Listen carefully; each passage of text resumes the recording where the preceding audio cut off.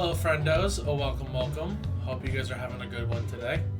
I do apologize, I sound a bit off if I cough. Excuse me, like that. Still a little bit under the weather. I'm better than where I've been, but I figured, hey, I should try talking a little bit, seeing how this plays out. But don't worry, I know this would be next to me. But yeah, figured we could discuss Rosemont, all that, current state of Vanguard. There's a little bit at the very end as well. It's not just event coverage, but let's see here. There we go. Oh, and I am muted in this Discord call. There we go. Okay, now everything is working fine. Yeah, hope everyone is doing well today, friendos. We got a little bit to talk about today. Also, ignore the white cable. That's my headphones. But anyways, we're here to talk about Rosemont as a whole. Which honestly, I'm gonna talk about this as best as I can. I'm not sure how to do event coverage outside of just like my own personal reports and all that, which I do have my phone with my tournament stuff on there. But yeah, I played both days, standard and premium. I had a better day one than I did day two, which to be fair, I also prepared more for standard than I did for premium. And that was just because I felt better, I guess, playing Odium in a format that felt very centralized compared to playing what was a bad pick, admittedly, in Regalia in a format I was not familiar with how it was going to look, especially because we had the ban list come out, well, announced before the event, but it wasn't going to take place until after the event, so like, oh, how are people going to approach this? Excuse me. But yeah, I mean, overall, I feel this was a fun event. Overall, staff was great. Player count was actually a lot higher than I anticipated because I have never heard of Rosemont reaching cap before, but we reached cap on both events. Standard, they actually turned people away, which I've never heard of them doing that before. And then premium was close, but some people did drop out, and then we got to slip other people in. Which, granted, also some people just only sign up for premium just for the promo or the entry promo. But regardless, I felt that the event was overall ran very smoothly. The staff does a great job as always. We were in and out pretty much so early on in the day. Tournament started at around 10. Then we were done by 3-ish, maybe 4 in the afternoon. But again, that's very quick for how much the rounds were supposed to be. But yeah, to kind of go over it, I guess, for my picks, we're going to kind of divide this stream into halves, I guess, or I guess thirds. We're going to go over the standard stuff, then the premium side of the game, and then we'll kind of go over the news that happened this morning, which I'm not usually a big, I want to talk about the news and stuff, but I figured, hey, it makes sense to talk about it. So I chose overall for standard to play Odium, as you can see right here. And the big reason I chose this was not because I necessarily feel like it's the best deck, even though I feel like it's an incredibly strong deck. But one, I feel like this deck is incredibly simple to play, which is a big boon, I feel, in really long stay tournaments. Which, again, I figured that standard was going to have a very high cap. So I wanted something that was easy to play, but also because at the time I was really worried about money. And I sold off a bunch of my cyclers, between my energy cyclers, gun cyclers for various nations. So, and thankfully, Odium doesn't really need a lot of those staples in specific. Obviously, I think Tizkar is really good in this deck, but it's not a necessary card. Neither is Lumidia. But let's go ahead and go over the deck itself. I will say I ended X3 with this deck. My first round was a double loss. I lost round 2 after that, and then I lost round 6. So that was very unfortunate. 7 rounds both days, but I did not play all 7 rounds in both days. But I did for standard at the very least, and we'll kind of talk about that. There were some other slight external factors that led to me not playing all of day 2.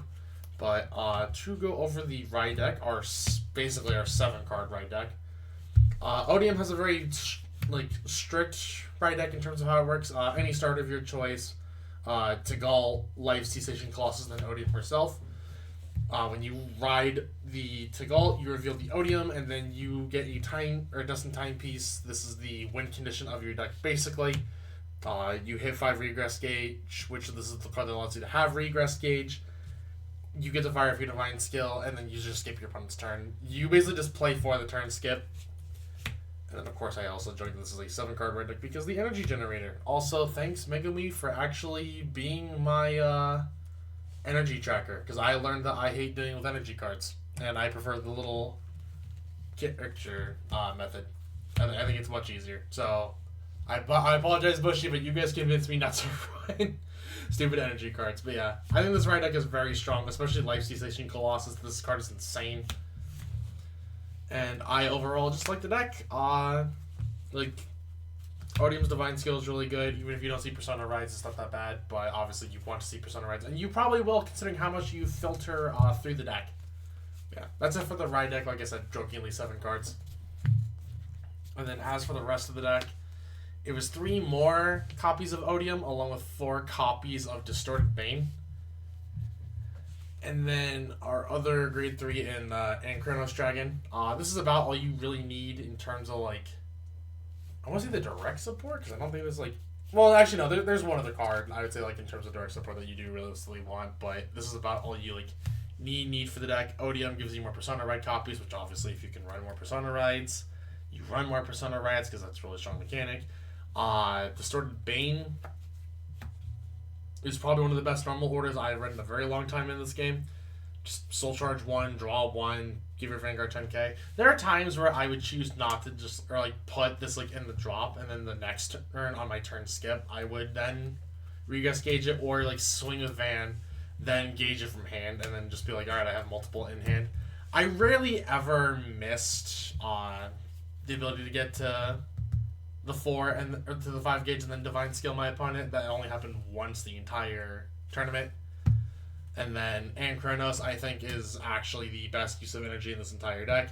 I feel that if you can just board control your opponent all game, every game, especially against decks like Levy Dress, where it's like, sure, they can keep recurring their pieces, but they have to keep committing cards from hand to recur their pieces, compared to just ignoring them, letting them build hand, and then they can just kind of do whatever they want. I think this card is probably the best card in the deck, realistically. I would say this is the reason why you play this deck, realistically. That and obviously the Divine Skill being so nuts, but yeah. And then, I know I said that I couldn't afford Gun Cyclist, but I only had Orions at 4 copies just because I bought these for like $2 when they came out, because nobody was looking at this card at all for anything, aside from maybe Premium Spike Bros.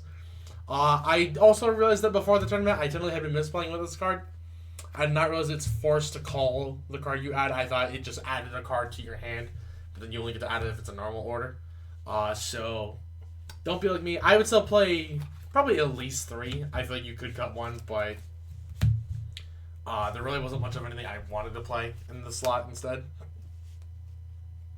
And then one of my other favorite cards being the Almanac Colossus. Almanac is so good. It's just kind of us 1, draw 1, Soul Charge 1. You do like Soul in this deck. You don't burn through Soul incredibly hard, but also it's just a 10k on call. That's really good. It's a booster, so if you need to shove this behind Odium, it's a 10k consistently throughout the rest of the game, that you have it on board. So it's really good. If you have Anchronos, that's a 28 column without Persona Ride. That's also something no Distorted Banes, which obviously you're going to have Distorted Banes. And then the card that was technically a last-minute addition, and that was 2 copies of Datana. I am indifferent towards this card on a realistic basis with you. I don't love this card. I don't hate this card. I saw it early game 1 time, and it was just okay.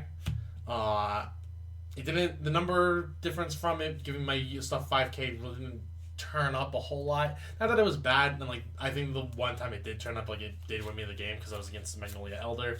And that I did not realize how good that deck actually is with the hostage package, considering you can turn in Largolf into a big intercept, and that's like, wait, that's 15k shield. So I feel like overall this is okay. If I was to play a Cycler, I actually would not play this card. I'd play the other one, the Soul Blast 1 Cycler. I think that card's just better to give you board. Or I would play the, not a Cycler, but the Dragon Empire Dark States Duo Nation card that calls from Soul. I think that card's also really good. And then my other grade 2, which not in unit but in order, was Twin Cast. Twin Cast is really good.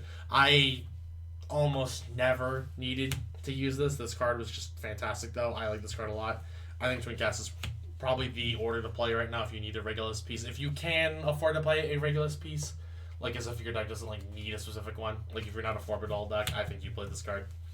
I think that Twin Cast having the ability just to like recur itself from drop, be easy discard fodder. I think this deck or this card is just phenomenal. And then as for the ones, obviously the money card right now, an Avarice Rester. I don't get why people just didn't pick these up sooner. Admittedly, like I understand if you can't afford just to drop money purely on speculation, but this wasn't. I remember just reading these order grade ones and be like, yeah, these are gonna go up. Like, I think these are some of the most cracked cards in this game in a hot minute. Like, they're gonna be good in like every format that they're gonna be good in. Like, dumping like, it's the effect of like wanting to say like, hey, Foolish Burial Goods, we can activate the spell from grave. You know, like there's no reason not to be playing that yourself. And then 3 Arlim with 1 Elementaria. And then kind of the concession, this is where the Tanas came in. I was originally playing 4 copies of Gungram, but I swapped out 2 copies for the 2 Titana. Big thanks to Tommy, by the way, for letting me borrow the Gungrams. I was having to borrow mine because a store that I kept buying them for TCG players never sent them. So, and I'm still waiting on a refund from them.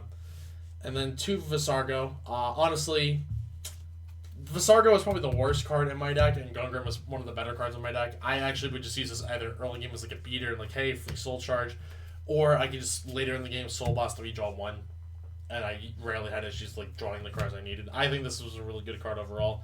And I'm most excited for the new Grade 2 Colossus, which basically is Gungram. So I feel overall the 1 lineup was pretty solid. Again, I would probably cut Visargo, even though Visargo could have won me the round that I lost in Forensics that I could have potentially controlled, but just didn't have any say over it. And then triggers was Red OT, just because Red OT is the one that gives you the extra attack. It's huge pressure, and Kronos can retire a little bit more. And then 8 crit. To answer the question also, would I play the Stem Deviate or Vanilla Crits? Realistically, it should have been Vanilla Crits. There was a time, however, like in testing, it did keep coming up a couple times where I was like, hey, this should probably be a Vanilla Crit. But then there were also times where I was like, you know what, just the 1 extra soul, or like the fact that like I had an 8 plus the Anchronos for 21, I could stop this and make 23. That they both came up a little bit, but realistically, these should probably be the other crits. And then 3 front, because we always swing Vanguard first for the most part. And then 4 Poppy, because heal triggers are really good. And we don't really have a whole lot else to play. Also, I don't own Dark Shades triggers, admittedly.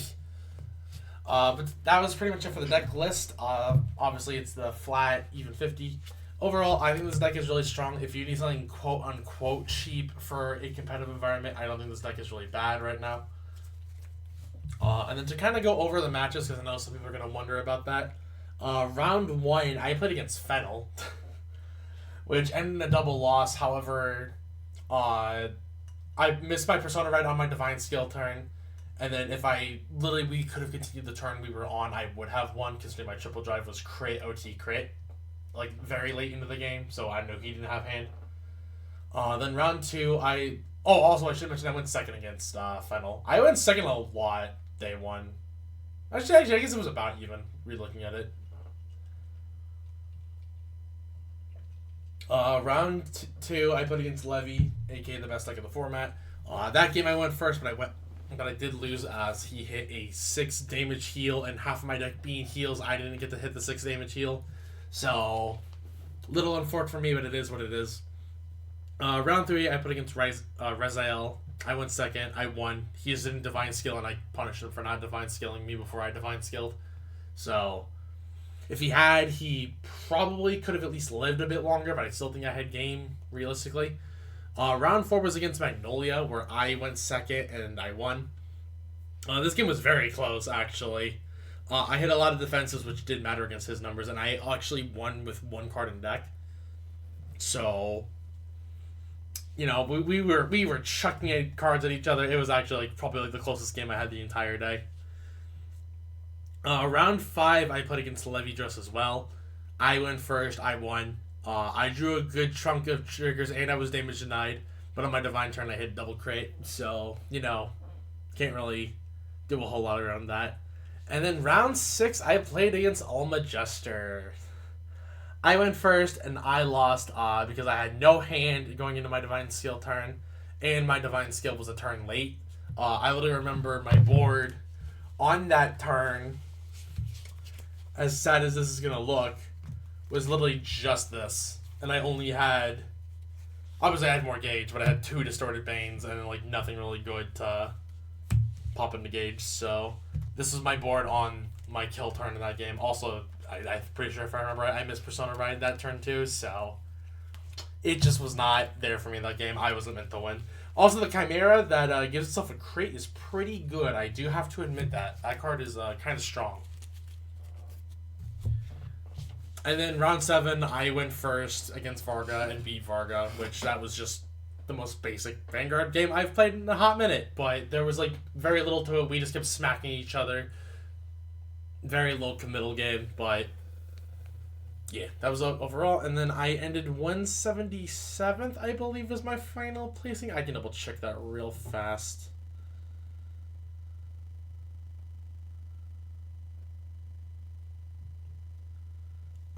Manchester, let me see here. That's the premium one. I want standard.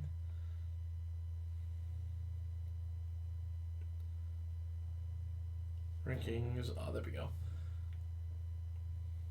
So yeah, I was 171 with an X3 record, realistically. I probably wasn't going to get into top 32 even if I did beat the Alma Jester player, considering a double loss round 1 and then a loss round 2. I don't think it's really going to help me a whole lot. I am curious, though, thinking about it, actually.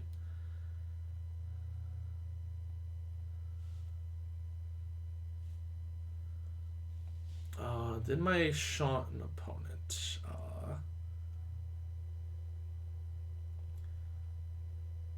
it wouldn't matter if he made it to top 32.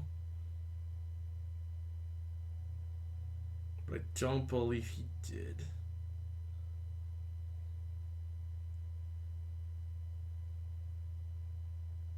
Yeah, it looks like my opponent, or my round 2 opponent who beat me, did not also make it in top 32. So technically it wasn't a good tiebreaker, so yeah, I probably wasn't making it regardless.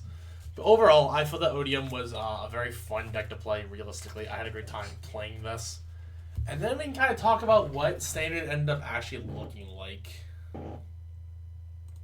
There we go. So overall, where's my... Oh, there we go. I'm in the wrong spot. Excuse me. There we go. Yeah. Big thing's also the fuzzy for actually being out there, as I didn't realize that. I wish I could have said hi, but oh well. But yeah, fuzzy compiled the data from top 32 at Rosemont, which I also have the premium one, which we'll talk about that in a little bit. But yeah, Rosemont overall, for the top 32, there were 10 Livy Dress, 8 Raziel, 1 Odium, 4 Glemma, aka Bat, 2 Varga, a Shiranui, and Equilibria.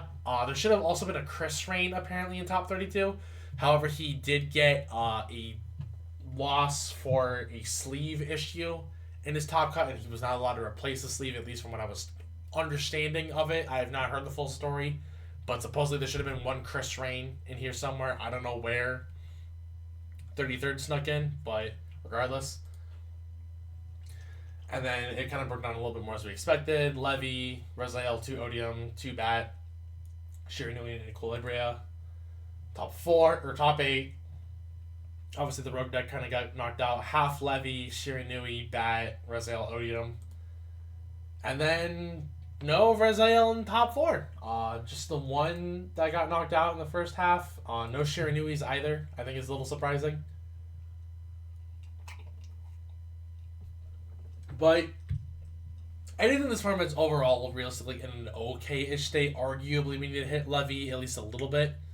I don't want to say like, oh, we have to neuter this deck, but it is a little scary like when you have a deck that's as strong as it is.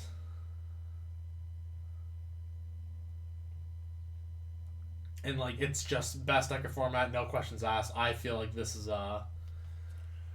I don't know. I still kind of think Raziel is a little bit of a better deck, realistically, but just because like it's I don't want to say it's less piece reliant because every top deck in some way or another feels like it's very piece reliant, but Rezael has a lot more tutorability with its pieces compared to Levy.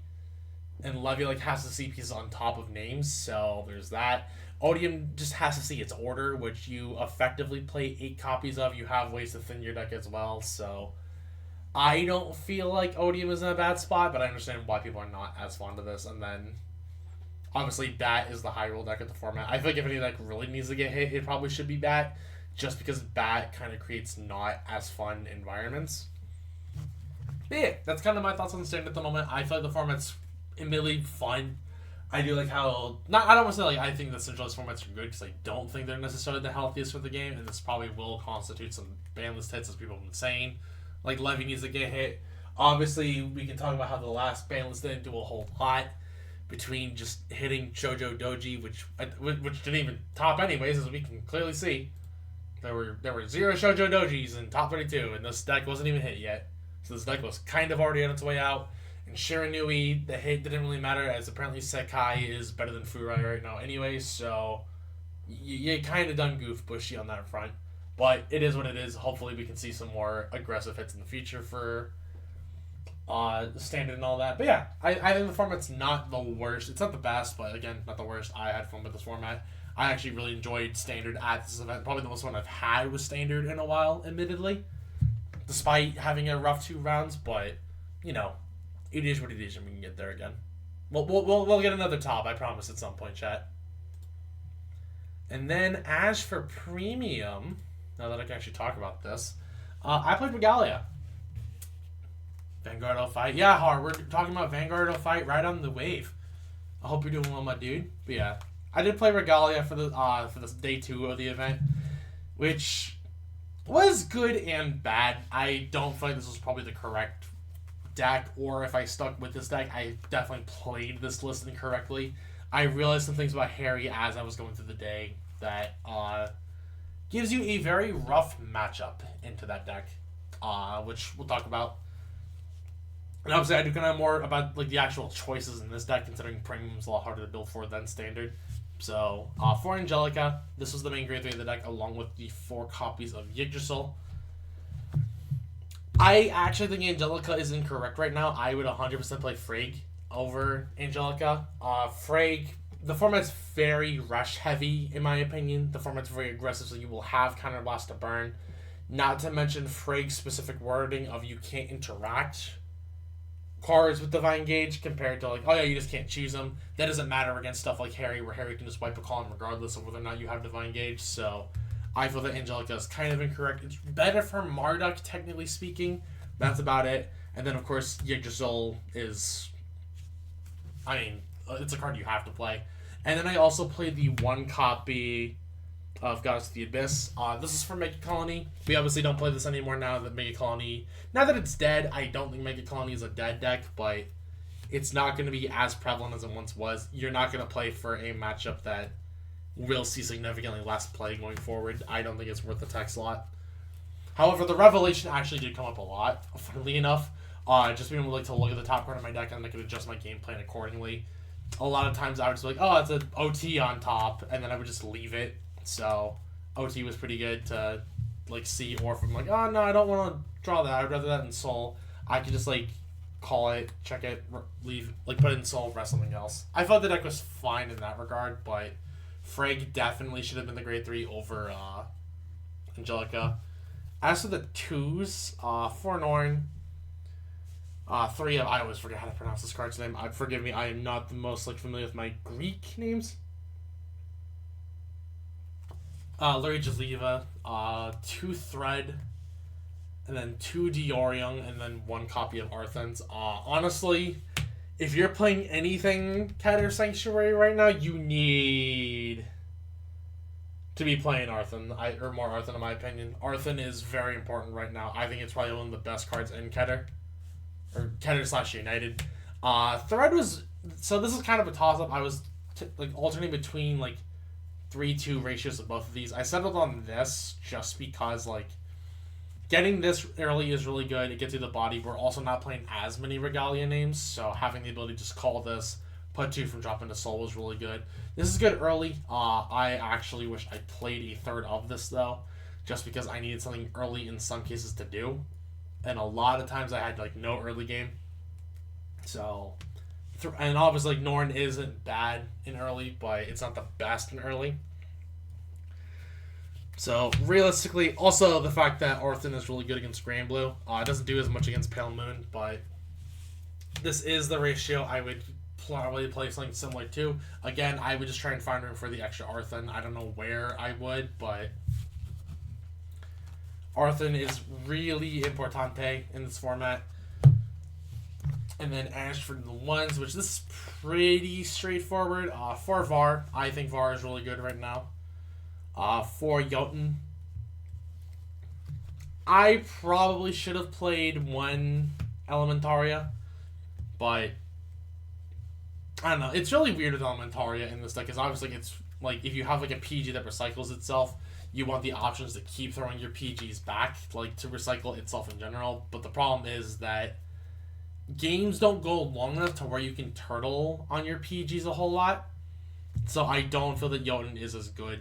Plus, with some cards having, like, there's a Pale Moon card, I'm forgetting its name. I think it's one of the Beast Tamer strides that just, like, consistently, that puts you, like, on a Battle Door effect. So it does hurt a lot with this card, and Elementaria doesn't have that issue. Oh, Cardfighter, hello, Luna. And yeah, we're just yapping about Rosemont. We finished Standard, but we're talking about Premium right now, because I have more to say about Premium on a realistic basis. 2 Flap Angel. This card was honestly, like, fine. I liked it. It was good early. I saw these two a whole lot early, so having access into my Angelica was really good. But again, it should have been Frake. But this was also just nice to call, use as a beater or early game booster if I needed to, so this card was fine. Making 20k columns also wasn't bad either. And then the controversial card of 2 Azucena. Also, excuse me, I see there's an ad break running, which... Sippy.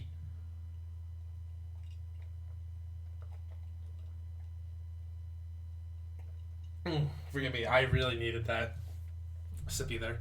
Yeah. Azucena, the grade 1 G Guardian promo. I have seen people be all over on numbers with this card. Some people say you have to play 4. Some people say don't play this card. I think this card is good and bad at the same time.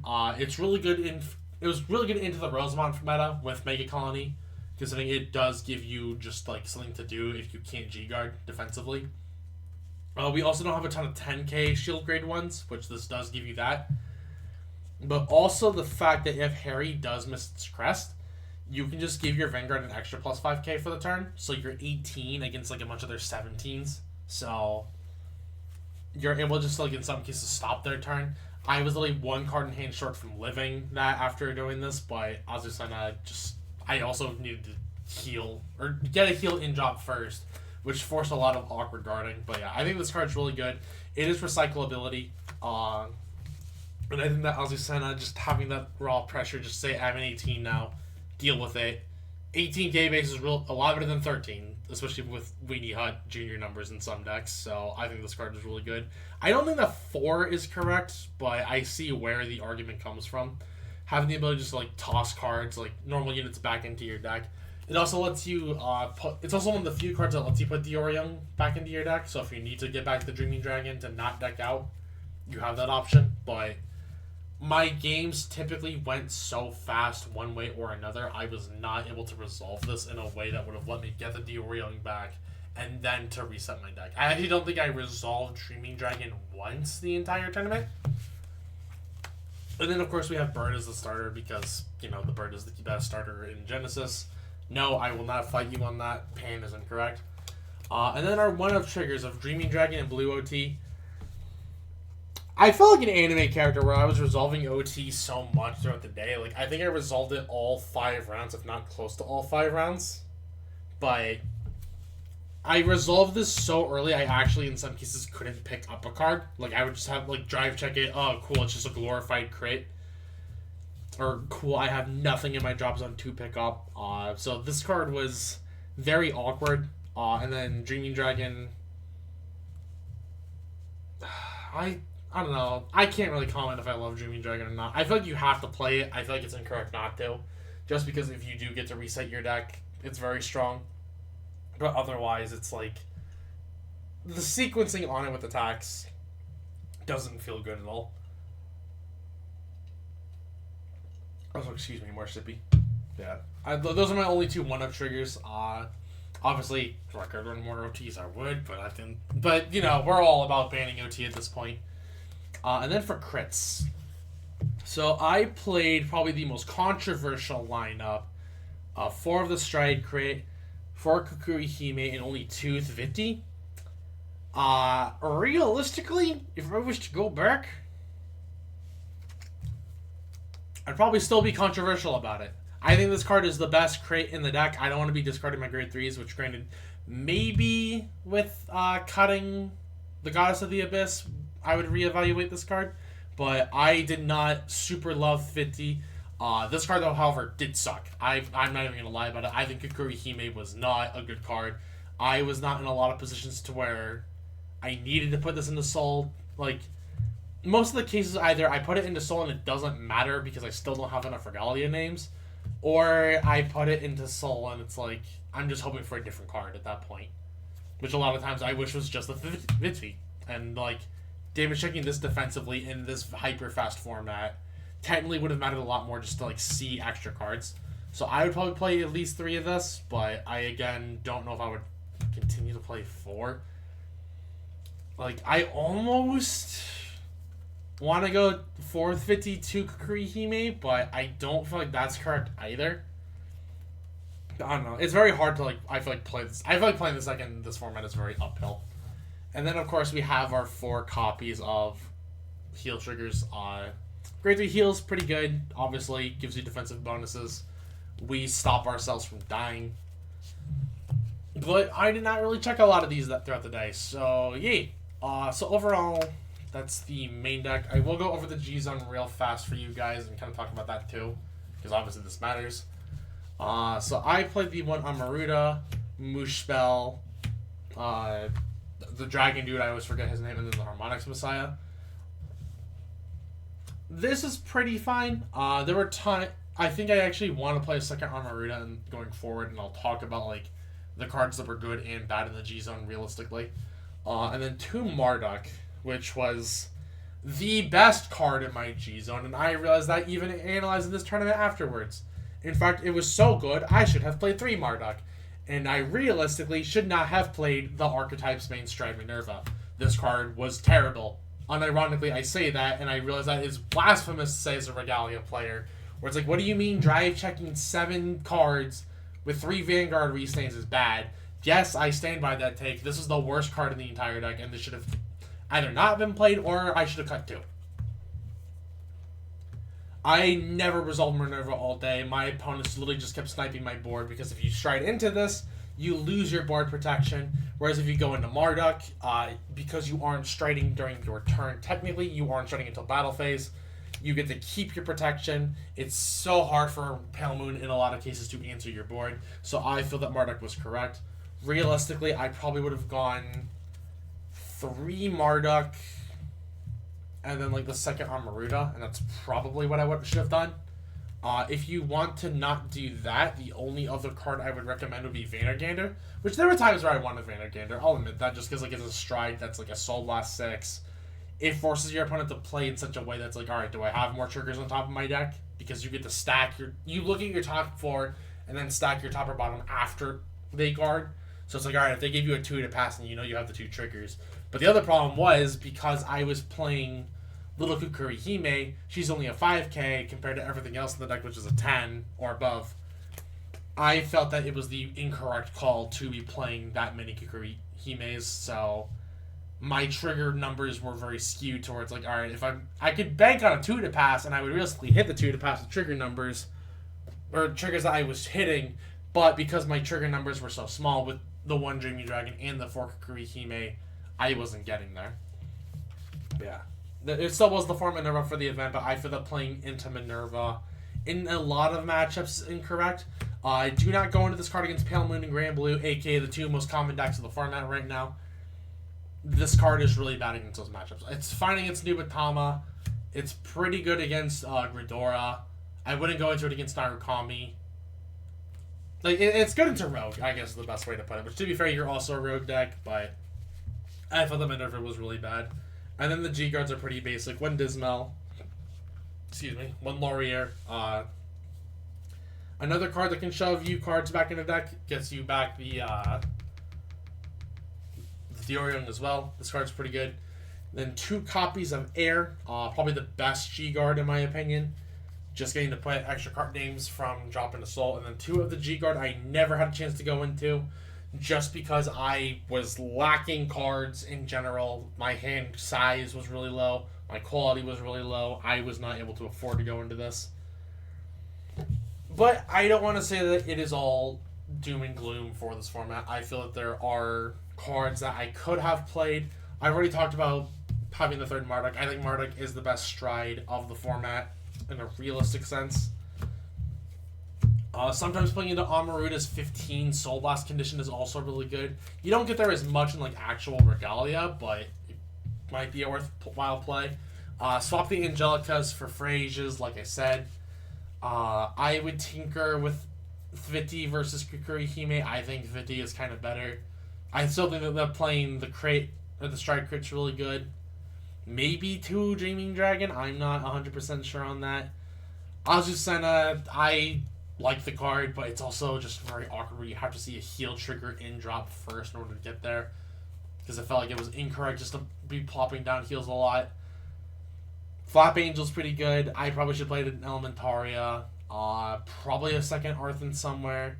Try and find room for it. I guess realistically, I would probably cut the Goddess of the Abyss for the 3rd thread. So I'd probably do something like that. Probably keep these at 3. Norn at 4 was perfectly fine. And then cut the keep the Yggdrasils, and then cut the Angelicas for Friggs. I think that Frigg just is the best card right now for this deck. I think the fact that this deck has so much like strong main deck protection is really good in the context of what this deck wants to do. But it's so rough because everything hits numbers so well. You just bleed your hand because you're so low on shield quality. And also the fact that oh look, a bot.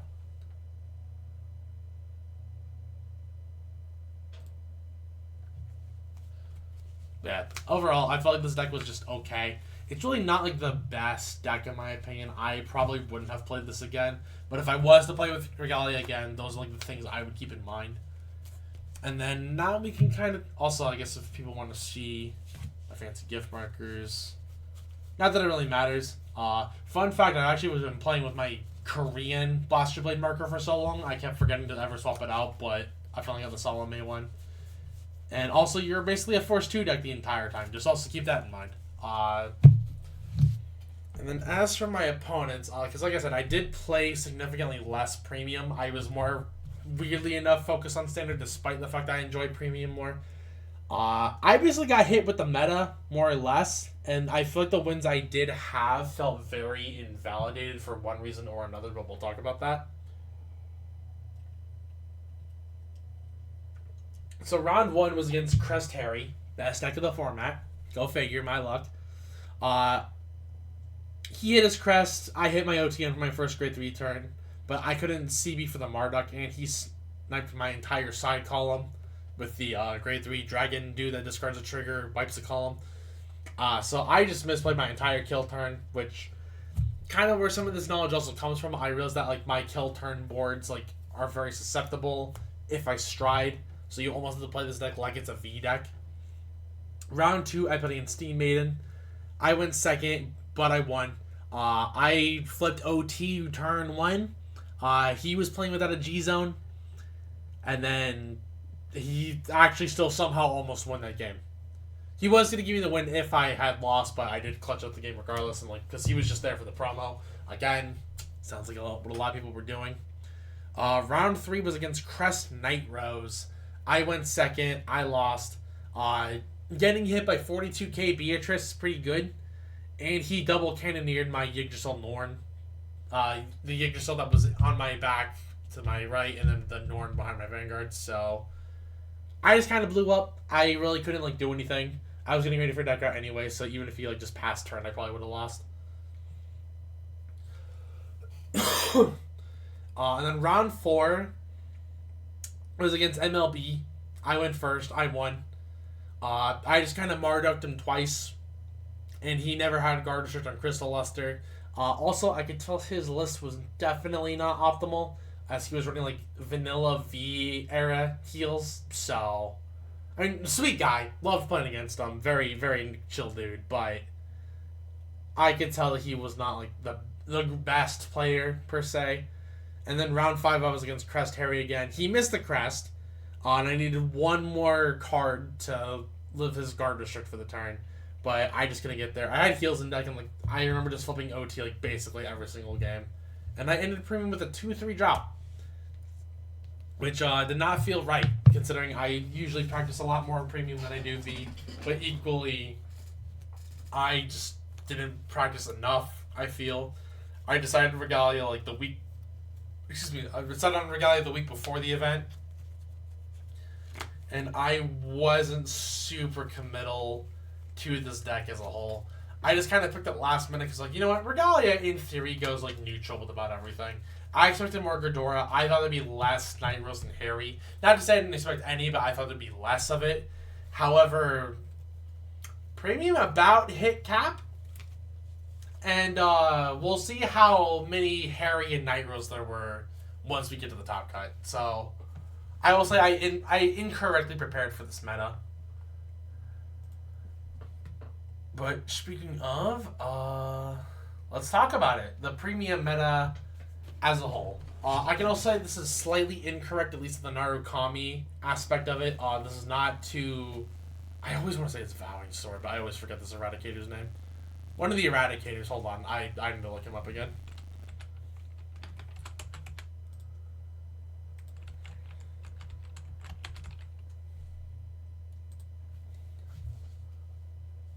What is your name again? I want to say Stomverse. I'm like, I know that's definitely not right. Is this Sweep Command? Is that the one I'm thinking of? Yeah, Sweep Command. So I know this is like not double Sweep Command for context. One of these was Sweep Command, but the other was Vanquisher. So there's a slight incorrectness here. But anyways, so top 32 was 7 Nubatama, 5 Crest Harry, 5 Crest Night Rose, 4 Gridora, 4 Mega Colony, 2 Naru, 2 Neo Nectar, one of which being a Musketeer. And apparently the Musketeer went further than Asha, at least to my understanding. So I was a little surprised about that. 1 DP, 1 Jet, 1 Messiah, 1 Fenrir, 1 Gold. I don't actually know if it was Ezel or not. A Big Belly. I actually didn't even know there was a Big Belly there. And then Angel Geese. And then seeing the conversion, yeah, I was a little wrong about this format. 3 Pale Moon, 2 Grand Blue, 2 Nuba, 2 Mega Colony, 2 Naru, 2 Neo Nectar, a DP, Jet, and then Messiah. Messiah, I believe, was not Crest Messiah, if I remember correctly, and I don't know if the Jet was Crest Jet or not. But we're seeing 7 out of the top 16 be Crest decks, and then top 8. Oh, look at how the Crest decks kind of took over. 3 Harry, a Nuba, a Night Rose, 1 DP, 1 Mega Colony, 1 Jet. The Jet might again be Crest. I don't know for certain on that. But over half of top 8 was Crest Harry. Or over half was Crest decks, and yes, Harry is like the... I realistically would say after experiencing the deck, I think Harry is the best deck in the format right now for premium. And to even further that, look at that. It was first and fourth. My boy Kevin Cho was the winner of premium with Crest Harry. And then we had 1 Grand Blue. So the meta was not quite where I expected. I expected Gridora to go a little farther, but it's really strong when you can multi-attack for insane numbers. Harry just kind of does whatever it wants. It also has retire mid-battle phase by discarding a trigger. It multi-attacks a ton. It has a game plan into Gridora even before the Gridora hits. The problem I feel like with Harry versus Night Rose in specific is like what happens when you don't hit the crest, right? Because Grand Blue has so much of a stronger base compared to Harry, but when Harry pops off, it hits a higher ceiling than Night Rose does. In a way, I almost want to kind of compare it to like the Malice Raziel issue in Yu-Gi-Oh right now, where it's like I'd say Harry is Malice and like Grand Blue is Raziel. Or Raziel, excuse me. I always want to say Raziel because of Vanguard, but yeah. I feel like it's very comparable to that situation right now, where Harry is just like a strong combo deck, and then Night Rose is like the very floor stable. Even if it doesn't hit the crest, it still does things very well type of game plan. And then Nubatama is just like a very high, like, I can potentially kill you kind of deck. And I think that this deck is strong, but not the most broken. But I also feel like realistically, like looking at these top results, right? Oh, that is too far back.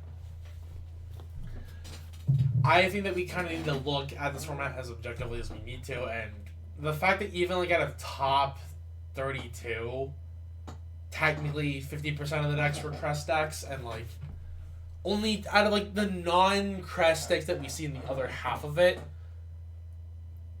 we still probably had the crest jet. I want to believe it's crest jet on a realistic basis. If it is Chrono Jet, I know Messiah isn't playing its crest, but this format feels very much like if you're not playing a crest deck, you are in a very rough spot and arguably just kind of throwing the format. Because crest hits such like a high number ceiling for decks that probably shouldn't be hitting such a high number ceiling. Like again, I don't think it like makes sense for me. It's like, yeah, my grade 3 unboosted 0 triggers swings for 42 on its own. I know there's the argument for that's been going around that's like, hey, we choice restrict history collection strategies with crest generators. I don't think that's the worst play, but I don't feel like it's going to be the answer in the long run, just because it's like we'll see more crest decks in the future, and it just kind of becomes an arms race of like, oh, did you hit crest? No, did you hit crest? Yes. Well, I guess I lose then, and it doesn't feel good in that regard to like just have this level of an arms race, which sucks too, because I feel like Harry, like when you don't hit crest, is such a cool deck to play against. Like I had fun, like I probably had the most fun with my Harry opponent like missed their crest, but that was just because I felt like I was playing like a real genuine interactive game of Vanguard at that point, not like, oh, I'm about to get blown out of the water by crest numbers. It's really cool when I have like 10 attacks coming at me and like they're all like 30 plus K. Oh, and guard restrict, so you know, I hold very mixed opinions on this crest meta, but I don't think it's like the end of the world that we're here in this crest meta. Yeah, that kind of does it for my thoughts, like on premium at least. I feel like the meta is like not the worst, but it could be better. And then wait, where's my webcam? There we go. I didn't show this off. This is the pile of stuff that I picked up while I was at Rosemont. I actually picked up 0 accessories this time, which is weird for me. I usually pick up at least like some sleeves or something like that, but I don't know. Just nothing I really wanted. Excuse me, I need to take a sip. Yeah, just some miscellaneous stuff, and I figured some people might want to see this. I picked up 2 of the Stoicheia Dragon, the Graded 1 Energy Dragon, just because I didn't have any of these. And who knows, maybe with Magnolia we actually need this. 3 Goddess of the Sun Amaterasu. I have OTT on the side, and I just didn't own these. Ideal Ego, Zirconium, and then Craving Claw. This finishes up some play sets of some cards. 2 Rebirth. I don't know, maybe I'll play Kagura one day. 2 SP Balinus. They're pretty. They were super cheap. I figured why not just pick them up. And then 1 Pararam. I needed $5 in a trade. That's realistically it. There's some Gurgwitz, VR Gurgwitz, then Dindrains, the new Dindrain, just because I didn't own these. 3 out of my 4 foil Saragons. However, my 4th did arrive very recently. I also saw that the non-foil spiked again, so I need to sell those. And then for the big money hitters, I guess, so I move this all to the side. For people who know, I do sometimes dabble in Shadowverse. So I picked up 2 foil heroic entries. They didn't have a third, unfortunately. But Hero is like my favorite deck in Shadowverse. I'm a Swordcraft player exclusively, so getting probably like one of the most important cards in foil, especially when the deck will have support in a set or 2, I want to say will be really cool. Big shout outs to my homie Levi for swapping me on these. But I had original BT03 SPs. He had these SIRs. I handed him some like cash and like a little bit of other trade, but he was willing to like make up the difference. I'm not a super hype price, mind you, because like these are bought out at like $80. I didn't want to pay 80s, so he like valued them a bit lower for me. And then last but not least, probably the biggest hitter, DSR Sylvanhorn. I'm gonna see if I can. Yeah, there we go. DSR Sylvanhorn Beast King Magnolia. This is something I have wanted ever since this card came out, and I just never picked it up. I regretted not picking it up when it was like $60, and now it's like been at 100 for most of its life. But thankfully, I met up with some dudes who are like, "Hey, I have one of these," and like I did half trade, half cash. Then the cash was still on the lower end, so it wasn't even like half. But he hooked me up, and then I finally have it. We probably won't even play this card once the new support comes out, but we don't know. And then for people who are wondering what my entry promos were, yeah, I pulled dog. That's basically the best way to put it. I pulled the dog water promos, especially the front. I was so upset with the front because this is my day 2 entry promo, and the people to my left and right both pulled the Brain Gate energy, and the person in front of me pulled a Mikoto heal, I want to say. So I was like, I wonder who got the bad pack out of between the 4 of us. But yeah, overall, Rosemont was a very fun event. I had a great time with it. And yeah, I feel like I could relook at this format again, kind of look at some things like a bit differently. I probably wouldn't play Regalia again, but I'm probably going to be taking a little bit of a break from Vanguard for the foreseeable future, at least until after Worlds. Not that I have much of a reason to, or at least until Worlds is over, I should say. Just because I don't have much reason to be competing at the moment. And then I guess the last thing I want to talk about, which was the news we got today, was the festival collection. So we don't have an English date for this. This is purely the Japanese side of things. But yeah, festival collection 2025. And I think the mechanic of this set is interesting, where they are going to be 6 incredibly strong cards that you're only allowed to play 1 of per deck. I am curious how these are going to go on the new ORRR rarity. I thought we'd just be getting new OTs again, but they said, nah, just 6 new cards. I'm curious what these are going to do. I hope we can play these in premium, and it's not like standard exclusive. Like, I don't want to see an energy blast on these cards or anything like that, but we'll see. I'm excited, though. The Keter Girl just makes me think Blue Sky Knight Alt Mile. I'm very excited for it. And then for some of the reprints, which had me both excited and nervous, I don't remember this grade 2 deer thing, but Cindy getting reprinted is very huge. Obviously, I don't know how big this Orphist one is. I don't know if this card is big or not. And then there's my boy, Blaster Blade the Vanguard. I have been so looking forward to this. Now, I did notice on the English side of things, they did not tweet this image or post about this one in particular and said, look forward to English announcements about this product. I am still hoping this means we get Blaster Blade the Vanguard. And because this is the only card I can see them being iffy about releasing for whatever reason. This is a promo that we've been waiting on for a hot minute. This is the promo that everybody's been waiting for. I feel like we're going to release it originally in English side in the manga that we're getting officially, but I'm hoping that we get it here. I would prefer that we get it here just so people have access to it compared to having to spend like $44 on one or Blizzard of a promo, but that was more or less it. It's not as much on news on this side of things, but I am looking forward to it. And I hope that this is how we get this card finally. And also Cindy being reprinted is really good. people can build buff Sagra for not $70 on 2 cards. I think that's a little ridiculous. Well, I guess 50 to 70 depending on how you got your Cindy's, but regardless, Cindy's like overly expensive, and I'm happy that we're getting her. I'm curious where this is gonna go, and yeah, that's just kind of it. I thought that Rosemont was like a fun event. I thought the news today was pretty cool. Obviously, don't expect me to cover news a whole lot like this, but I felt that this was something good to look forward to, and I want to see where this game goes in the future. Realistically, I hope that we get some more premium products soon. Please do not treat premium as if it's just like a side format.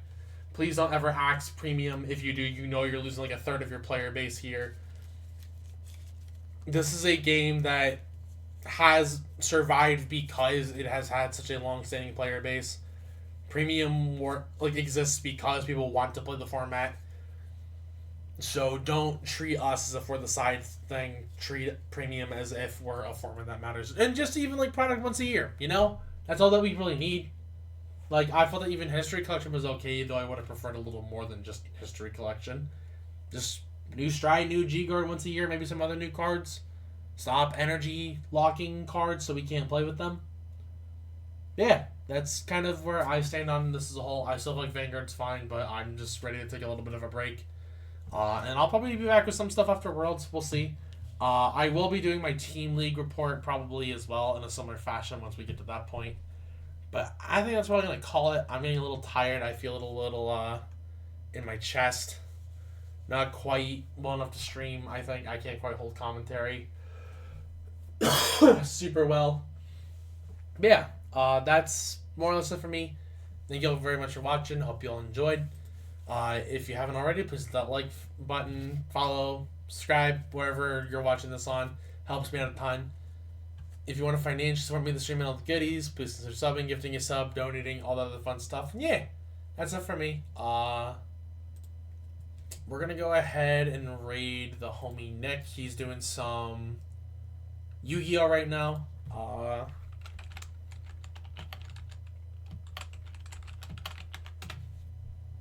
Yeah, we're going to raid him, and then I don't think I'm able to stream tomorrow. I apologize, chat. Unless like my voice gets back to getting there, but I was struggling a little bit at the start of the stream. But yeah, thank you all very much. I'll catch you guys later. Goodbye, friends.